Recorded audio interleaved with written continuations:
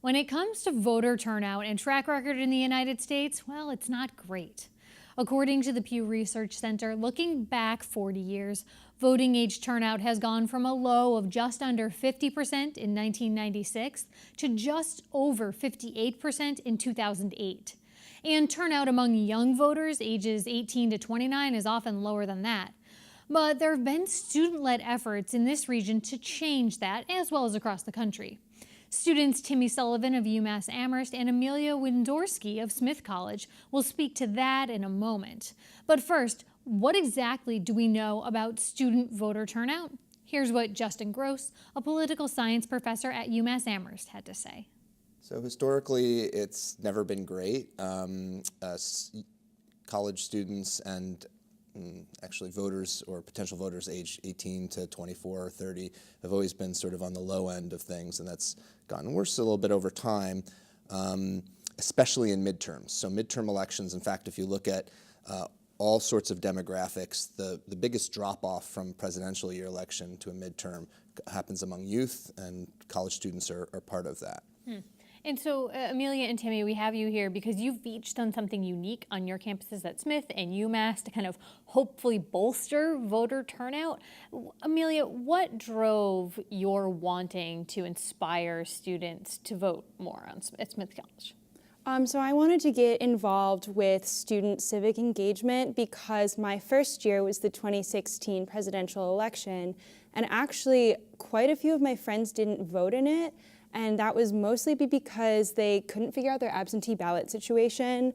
They'd either looked and it was too late to get one or hadn't realized that they needed to register in person. So I wanted to try and help remedy some of those situations that happen that prevent people who do want to get engaged from being engaged. And so for you, Smith Votes is the initiative that you undertook. What does that look like at Smith? So Smith Votes is an overarching kind of challenge to our students to try and get them engaged with voting in general elections for like the government, but also in our student government elections.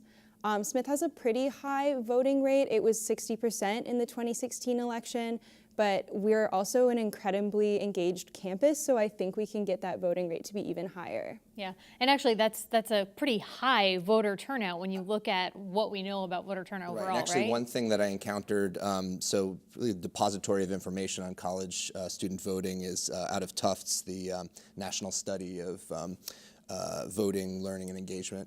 Remembering that full title. It's learning, voting, and engagement, NSOLV, yeah. And one of the interesting points that jumped out at me is that women's colleges in particular are much higher than the baseline college universities in terms of turnout and voting. So the history of those suffragettes just kicking up their heels, right? Yeah. Timmy, for you, you were involved in an effort to get an early voting station actually at UMass. Mm-hmm. So why did you think to go that route? So UMass is sort of split up in terms of where students can vote if they're registered in Amherst. So because the campus is so large, both in population and also just the actual geography of the campus, depending on where you live, your neighboring residential dorm could have a different polling location actually in the town. So there are a few different barriers for students to be able to participate if they are registered at their dorm address, because it is confusing if your neighbor is voting somewhere else, and also there are transportation issues to getting into town. So by having early voting, that allows anyone who's registered in the town of Amherst to vote in one centralized location. It's on campus, so students don't have to leave, and it was in our student union, so it's a space that most students are familiar with. And did you see students using it? Yeah, so we had it for 3 days. It was Wednesday, Thursday, and Friday of this week. We just finished, and I'm still waiting to get the reports back on turnout, but it was the most popular early voting location in the town, and I think we had a couple of hundred students take advantage of it. And so, Professor, when you hear of work like this going on campus, what does it make you think? Well, it's great. I had noticed it on campus, and I didn't realize who was responsible for it. It's exciting.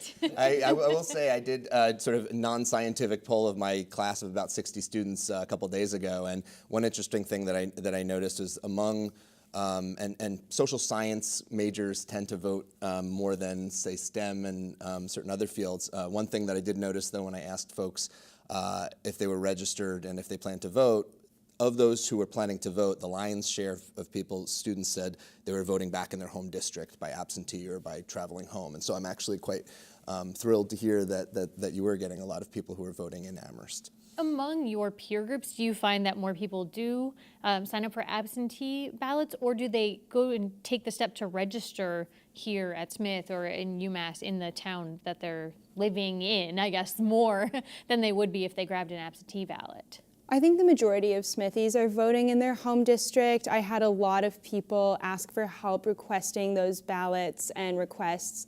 And I think it's just because we feel connected to our home districts. I know I personally am really excited to vote in Wisconsin because Tammy Baldwin, a fellow Smithie, is up for election. I think a lot of people are just excited to make an impact in the place they come from. And there are online resources, too, that make that process a little easier for folks now, too, right? Can you talk a little bit about that? Yeah, so we've been using TurboVote, which is actually a really great website where students can search their home state and see if they're registered to vote, see if they've already requested an absentee ballot, and if not, TurboVote will mail you the ballot with like postage to return it, or mail you the request with postage to return it. It makes it really easy. It kind of just streamlines the process, and it helps us help students get connected to the resources they need. Timmy, how about for you? What have you heard from people who didn't take advantage of the online vote or the on-campus voting that you helped to get started? Sure. So UMass is a campus of 23,000, so I can't speak for everyone. But anecdotally, Informal yes. polling. So from you here. informal polling.